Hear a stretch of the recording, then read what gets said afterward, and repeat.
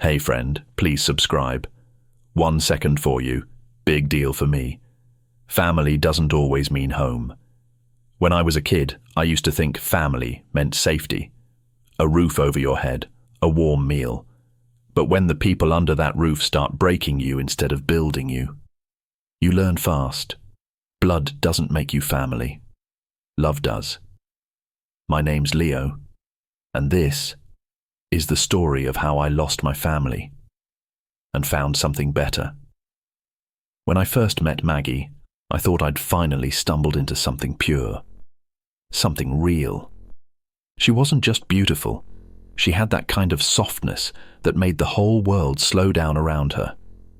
But the first time I told my friends about her, the reactions weren't what I expected. Dude, you know her dad's dying, right? And she's not exactly stable, one of them said. Another joked that Maggie was sleeping her pain away, and for a moment, I almost believed them. That's the problem when you fall for someone everyone has an opinion about. You start doubting what your own heart feels. But Maggie proved every rumor wrong. She wasn't broken. She was fighting for her half-brother Charlie, a little boy with eyes too big for his small, scared face. Her father was dying, and Charlie's biological mother had walked out the moment she realized what real motherhood required. So there was Maggie, barely in her 20s, balancing classes, a part-time job, and full-time guardianship battles. And somehow, she still found time to smile. When her father finally passed, I thought that would be the end of her fight. But it wasn't. That was just the beginning. Because now, the system wanted to take Charlie away too. And Maggie was ready to burn the world down before she let that happen. I stayed by her side through it all. Late-night court papers, sleepless mornings, and the slow, suffocating weight of grief. And when Charlie's small hand first reached out for mine, like I was someone safe, I knew I wasn't just dating Maggie anymore. I was becoming part of a family. When we won custody, Maggie cried for hours, not out of joy, but relief. Relief that the fighting was finally over. At least, that's what we thought. Because the truth is, peace doesn't always announce itself. Sometimes it shows up disguised, calm, smiling, and waiting to be shattered. And that's where Harper comes in. My stepmother. A woman who has turned cruelty into an art form. I always thought she hated Maggie because of jealousy. My father adored her warmth, something Harper never had. But when Maggie and I decided to get married, Harper's hatred found a new target. Charlie, a 4-year-old boy who did nothing wrong except remind her of everything she'd never be, kind, innocent, and loved.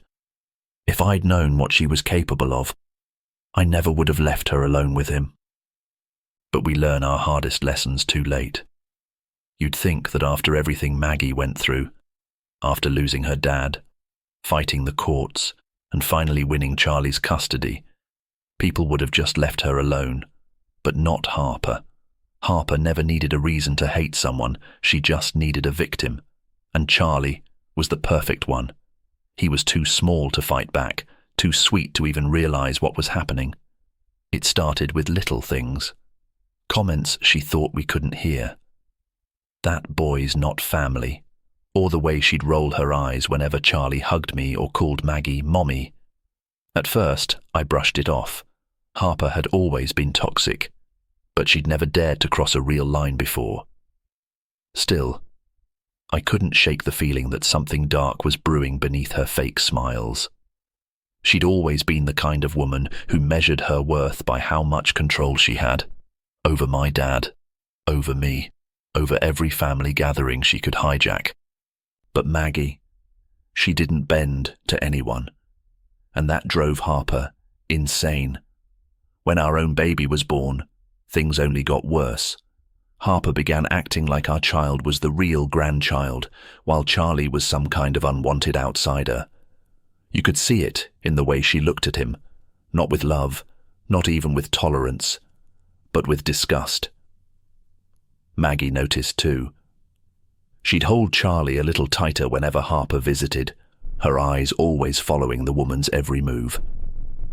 We both tried to keep peace for my dad's sake. He was still hopelessly loyal to Harper, convinced she was just misunderstood. He didn't see the storm behind her eyes the way we did.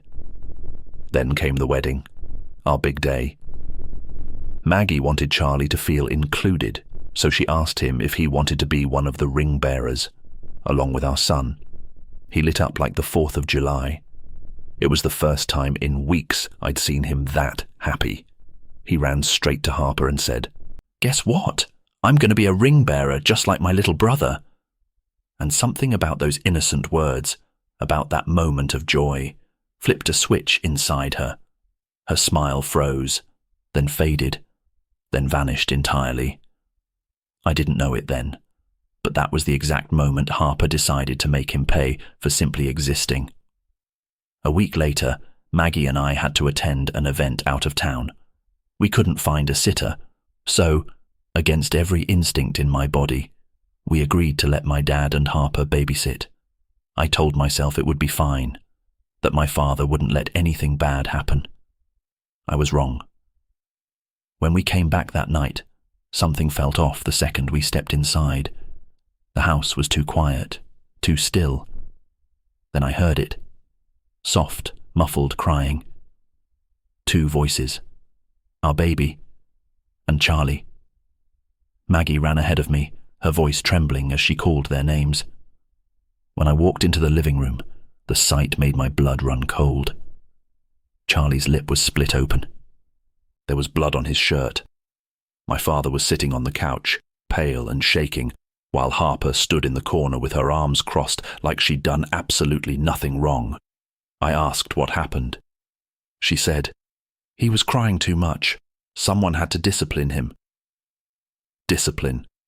That word echoed in my head like a gunshot. Before I could move, Maggie scooped Charlie into her arms. He clung to her, shaking, sobbing so hard he could barely breathe. I looked at my dad, my own father, and demanded to know if he'd just stood there.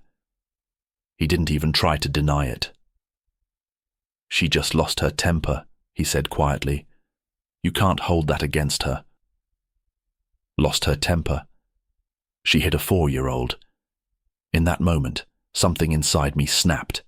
The kind of rage that doesn't shout, it just burns.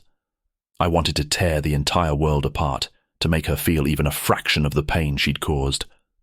But I didn't, because my son was watching, and no child deserves to see that kind of anger. So I did the only thing I could. I told Harper and my father to get the hell out of my house.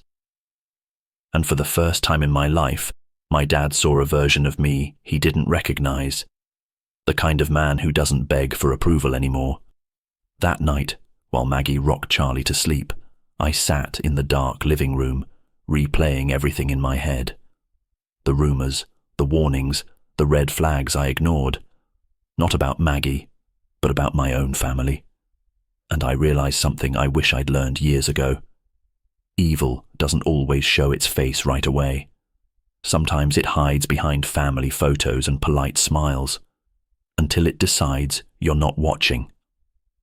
The next morning, everything felt like it had been painted in 2 colors, the gray of exhaustion and the red of anger. I barely slept.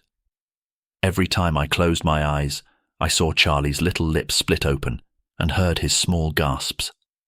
My stomach rolled. I kept waiting for some kind of reasonable explanation that would make sense. Proof that this wasn't what it looked like. But there wasn't one. Maggie made the call while I paced the kitchen. Pediatrician first, for the chart, for the pictures, for a professional note of what happened. Then we called the police non-emergency line. We didn't want to dramatize things, but we also didn't want the moment to dissolve into, he said, she said. You do not mess around with signs of child abuse. Not when the victim is a small boy who thinks the world is still safe. At the clinic, they were gentle with him. He clung to his mother, thin legs circling her waist. The nurse had this way of looking at both of us like she understood the part of parenthood that could snap you into action. She documented it all, photos, notes, a soft voice asking Charlie what happened. He stammered it out between sniffles. Harper hit me. It was so small, so brave the way he said it. As adults, we wanted to both collapse and rage. We had to be rational instead. We left with photocopies of the report, a follow-up appointment, and a plan. Keep everyone safe, get evidence, and do it in a way that would protect the kids from more harm. Maggie was marble calm on the outside, but her hands shook as she drove us home. That's when I made the phone calls I should have made years ago. I called my sister and my closest friends. I called the one relative I trusted to be blunt and without nonsense. We started to assemble the kind of practical cold response abusers hate: documentation, witnesses, and an unshakable refusal to work it out privately. The nanny cam footage changed everything. We never imagined Harper would do anything that would leave a forensic trail, but life has a way of giving liars the rope they'll hang themselves with. The camera hadn't captured the blow itself. It recorded from a corner of the living room, but it captured the sound of the sobbing, the way Harper had barked at the kids like they were a nuisance rather than family. It showed Charlie crying, then stumbling into frame with his hand up to his mouth.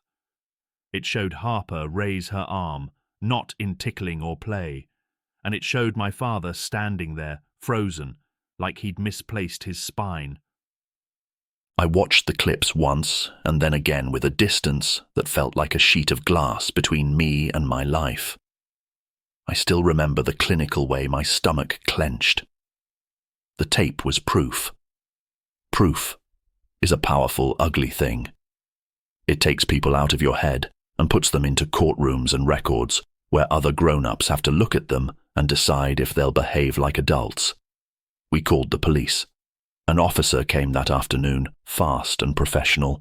He took the USB with the video and copies of the clinic report and asked the kinds of questions that make time slow down: dates, times, who else was present, prior concerns. I told him everything. Every weird look from Harper, every time my father had laughed off a boundary, every slightly cruel joke that had crept into family dinners over the years. He scribbled. He didn't flinch. That steadiness made the world feel a fraction safer. When you file a report like that, something else gets filed too. A decision. Not just in the legal sense, but an internal decision.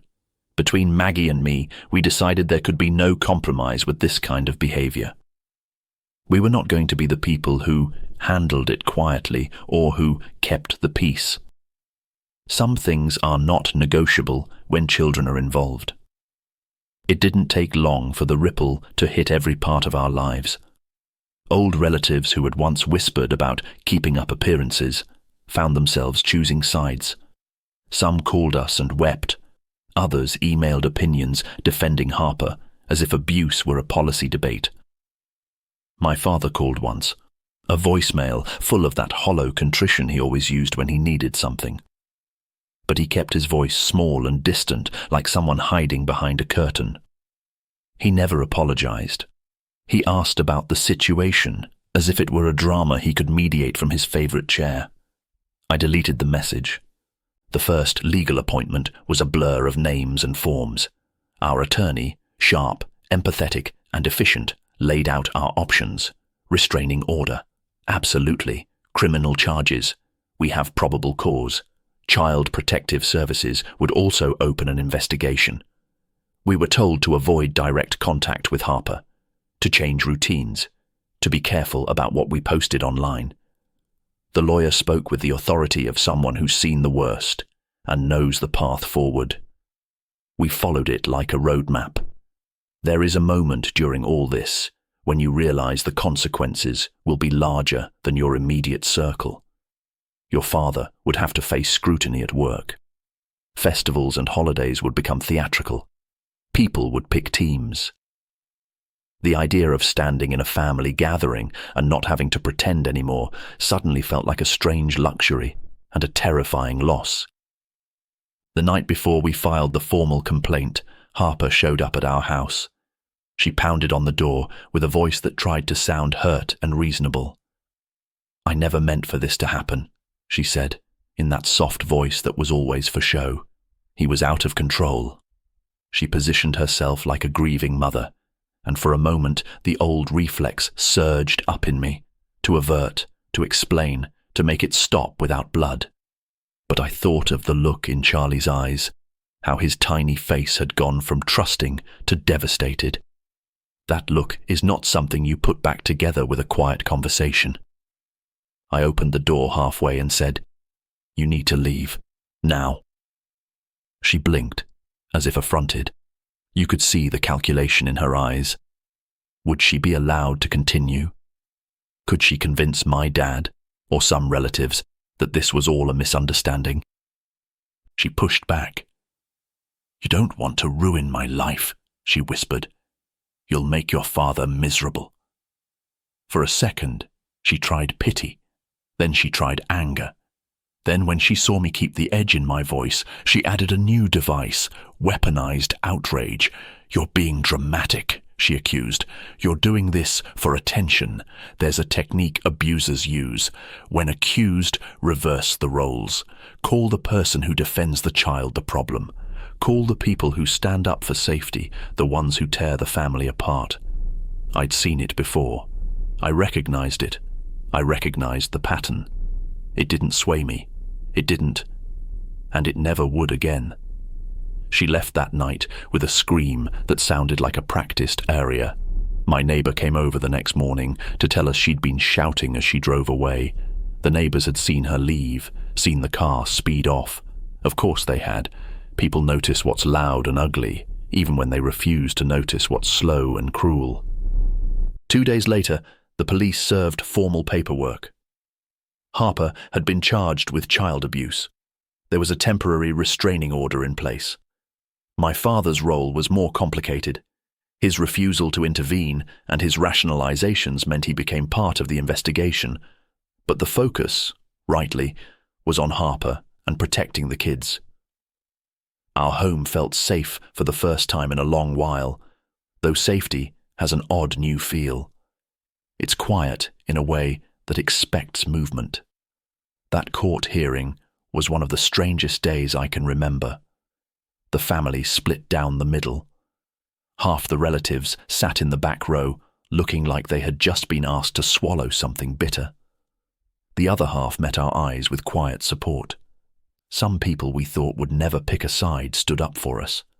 I remember one of my cousins, an old man who had once taught me how to fish, leaning over and saying, "You did the right thing, kiddo." That man's simple sentence unlocked an enormous amount of relief.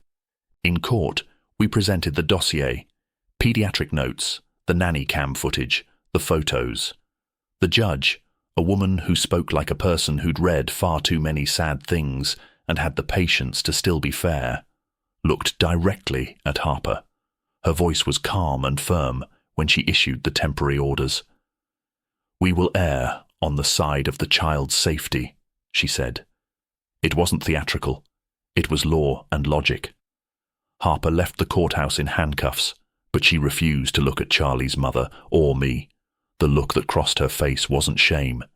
It was calculation, the kind that made me understand she would try some other route to worm back into people's lives. People like that don't disappear quietly. They plot, they hate, they look for a crack. The backlash began within hours. My phone filled with calls.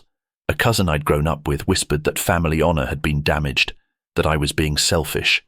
Another called to ask whether we'd really thought this through. Even some of Maggie's relatives, fiercely protective and furious, urged caution. You can't play this game without consequences. But the greatest consequence was the best kind. People began acting like grown-ups. My sister posted a message on social media defending us, and dozens of distant relatives picked up the thread to say, "Enough." Some apologized privately, others didn't. That's life. It's messy. What surprised me most was my father. In the months after Harper's arrest and the restraining order, He did what men like him do best. He retreated. He didn't show up at court. He ignored messages. When he finally called to ask about the kids, he sounded small, almost ashamed. But he didn't explain. He hadn't protected them. He'd let them down. Our conversations were brief, stilted, then silent. I felt grief for the man whose lap I'd once curled into as a boy, but grief without nostalgia, because the pattern was now clear.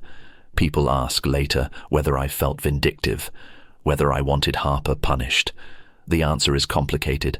I wanted protection. I wanted accountability.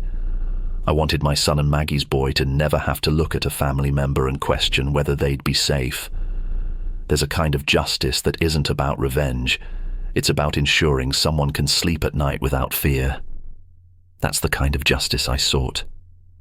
And what about forgiveness? We don't live in a storybook. People who hurt children are hard to forgive. Some things damage the terrain of a life so thoroughly that the ground never looks the same. I won't pretend we'll sit down and break bread with Harper anytime soon. But I do believe in repair. With boundaries, with time, and with honesty. After the hearings, life returned to a new normal. Charlie began to heal with therapy and constant reassurance. He learned to trust again in small ways. Somebody reading him a book, an extra bedtime song, a morning that began with pancakes instead of anxiety. Our baby babbled and learned new words and was allowed to be a baby, not a pawn. Maggie and I kept rebuilding the safe small things, bedtime rituals, family pizza nights, story time. We put the locks on every door and never left the kids alone with anyone we didn't deeply trust. The hardest part for me was not rage or legal work. The hardest part was unraveling the years of conditioning that told me family comes first, even when family breaks you. Learning to say no, to walk away, to choose a life that protects the people I love over the illusion of a perfect reunion photo. A few months after the arrest, Harper's case took a turn I didn't expect. She pleaded guilty to a reduced charge in exchange for counseling and a period of supervised probation. Some would say that's leniency. I would say it's complicated. The state doesn't always seek to ruin lives. They try to balance punishment with the possibility of rehabilitation. For me, the criminal result wasn't the final point. It was the turning point that allowed us to breathe again, that put law and community agency between our children and the danger. People sometimes ask whether I regretted reporting it. Did I cost my father his marriage? Did I break the family? The honest answer is, I did what I had to. A father who values his spouse over the safety of his grandchildren has already made his choice. You can mourn the loss of what you wished someone would have been, but you don't fold when the stakes are a child's well-being. We moved forward with boundaries. We lived stricter and softer at the same time. Strict about who we let near the kids, softer toward ourselves when the nights were long and we were tired. Therapy, for both of us, became a regular appointment, not an emergency. Friends and chosen family started to mean something I'd never allowed before. A village arranged by intention, not accident. The wedding still went on. We didn't invite people who refused to respect our decision. We invited those who had our backs. It was smaller than we'd originally planned, but it mattered more. Charlie stood at the front of that room with a tiny tux, smiling with a bravery that made the entire crowd cry. He had every right to be guarded, to be closed, and he chose instead to be joyful that day. That is worth more than any speech I could give. When I look back, and I look back often, I don't see a single villain or a single mistake. I see a constellation of choices. I see the times I failed to act. I see the times I was courageous. I see the slow awakening to what matters most. The thing that saved us wasn't a courtroom or a bit of surveillance footage alone. It was the willingness to stand up, together, and to refuse the quiet compromises that had kept us small for so long. And the final practical note, because someone always wants the advice. If you suspect a child is being hurt, document. Go to a doctor.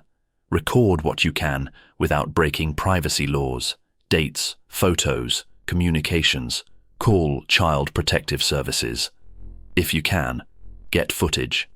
The law is slow sometimes, but evidence gives it direction, and adults who protect children owe it to the child to pursue that direction. You think the worst part ends with the court order. You think once the paper's signed and the abuser's name is on a record somewhere, peace just settles in. But it doesn't. Peace doesn't walk in through the front door one morning and ask if you'd like coffee. It creeps in slowly, between therapy sessions, bedtime stories, and the silence that follows every slammed door. For weeks after the hearing, Maggie would still jolt awake at night when the baby cried. Her brain replayed that sound, Harper yelling, Charlie sobbing, until the air itself felt hostile. Some nights I'd wake to find her sitting in the hallway, clutching our baby monitor like a lifeline. I'd join her, and we'd just sit there, wordless, listening to the soft breathing of the kids. That's what healing looks like. Not pretty, not poetic. Just two exhausted parents sitting on a cold floor, making sure the world doesn't collapse again. Charlie's therapist said something that stuck with me. Children remember fear differently than adults, she explained. For them, it's not about what happened, it's about who was supposed to stop it. That hit hard, because I realized he wasn't just scared of Harper. He was quietly testing whether Maggie and I would protect him this time. So we built new rituals. Every night, he got to choose a bedtime story. He'd always pick the same one, The Brave Little Engine. And one evening, halfway through, he looked up at me and said, "Leo, you're like the engine. You don't stop." I nearly broke right there. Because that small sentence, from a boy who had been terrified to even speak, meant more than any court ruling ever could. My father tried calling a few more times after the restraining order. Each time the same tone, regret without remorse. "You've changed," he'd say, like it was an accusation. And maybe I had. There's a strange clarity that comes after you've seen a line crossed that can never be uncrossed. You stop negotiating with toxicity. You stop hoping people will turn into who you need them to be. When he finally realized that the door was closed for good, he switched strategies. Messages through mutual relatives, emails about family events, guilt-tripping through nostalgia. But nostalgia doesn't raise kids. It doesn't heal trauma. Maggie's family, on the other hand, became our real backbone. Her brothers checked in every day. Her mom called every Sunday just to hear Charlie's laugh. Her relatives didn't ask for explanations. They just showed up with food, toys, and love. That's what real family looks like. We still went through with it. The wedding, the one Harper had tried to sabotage before everything went down. Smaller, quieter, but infinitely more meaningful. We had it outdoors, under soft string lights and the hum of summer crickets. Charlie walked down the aisle with a tiny bouquet for Maggie, wearing suspenders and a grin that could melt steel. He didn't carry any rings, just his courage. When the officiant said, "Do you promise to protect this family with all your heart?" I didn't even need to say yes. The answer was written in every scar, every sleepless night, every choice we'd made to keep our children safe. Later that night, as the music played and guests laughed under the stars, I realized something. Harper hadn't destroyed our family. She'd revealed it, the real one, the people who stayed, who showed up, who loved without agenda. Therapy taught me that forgiveness isn't about letting someone back in. It's about releasing the poison they left inside you. So I forgave Harper, not out of kindness, but out of necessity. Forgiveness wasn't for her. It was for Charlie, so he'd grow up in a home that wasn't built on bitterness. But boundaries, those stay forever. Harper will never know my children again. She will never hold them, never stand in the same room, never whisper her poison into their ears. That's not cruelty. That's protection. Months later, my stepbrother reached out. He'd seen the court records, the evidence, and finally realized that his mother wasn't the woman he'd built up in his head. We met for coffee, awkward at first. He apologized sincerely, and I could tell it wasn't rehearsed. Maggie forgave him instantly. That's just who she is. Me, I took longer. But when he knelt to say hello to Charlie and the boy hugged him without hesitation, I knew this was how healing continues. Not in grand gestures, but in small, quiet mercies. There's this myth that family means blood. It doesn't. Family is whoever shows up when everything burns down, whoever stands next to you in the courtroom, in the kitchen, in the dark. You can rebuild a life from ashes if the people holding the bucket with you are the right ones. And I finally have those people. Epilogue. It's been a year since the day Harper hurt Charlie. A year since the world split into before and after.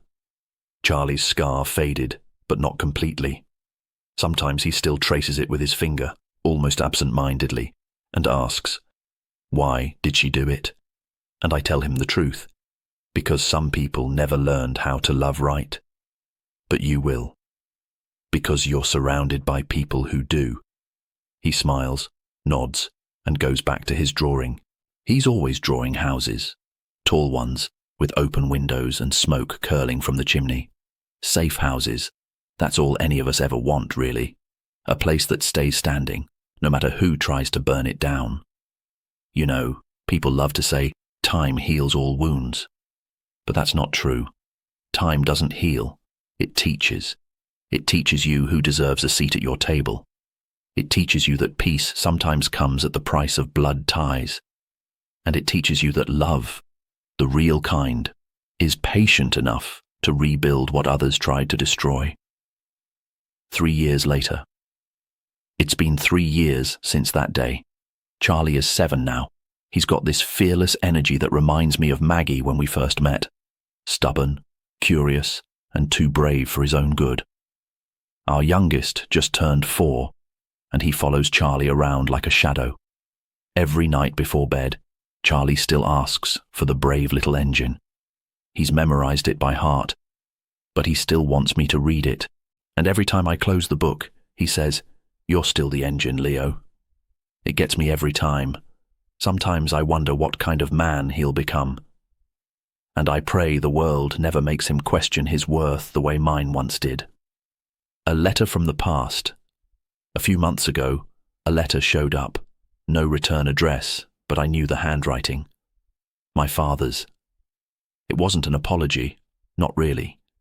Just a few pages filled with reflections about how lonely the house had become since Harper passed away last winter. I sat at the table, staring at those words for a long time. And for the first time in years, I didn't feel anger. Just pity. I didn't write back.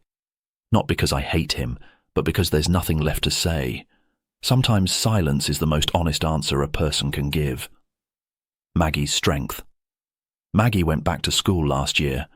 She's studying child psychology now, said she wants to help kids like Charlie find their voice again. Watching her work, watching her become the woman she was always meant to be, it makes everything we endured feel almost worth it. She doesn't talk about Harper anymore. Neither do I. We've both learned that some stories don't need retelling. They just need closure. The House of Light. Last spring, we bought a small house outside the city. White porch, tall oak in the yard, a swing hanging from one of its branches. Every evening, Maggie sits on that swing while the kids chase fireflies. And sometimes, when the sunset spills across their faces, I realize, this is it. This is the life I thought I'd never get. The one I used to imagine when I was a scared kid, hiding from the sound of someone yelling in the next room. Now there's only laughter. Soft, messy, beautiful laughter. A visit.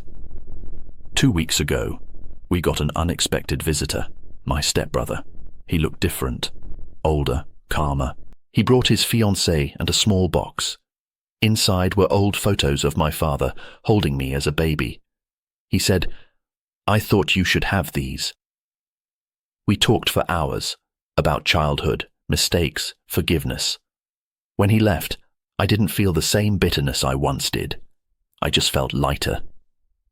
Maybe that's what healing really looks like. Not erasing the past, but learning to live alongside it without letting it poison the present.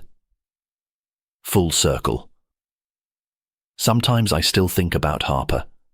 Not out of hate, but out of disbelief. How someone could look at a child and see competition instead of innocence. But then Charlie runs into the kitchen, his hands covered in paint, shouting, "Daddy, look, I made our house." And there it is again, that same house he's always drawing, windows wide open, smoke curling from the chimney, everyone smiling inside. That's when I realize the cycle's been broken. Whatever pain my family handed down ends here, with me.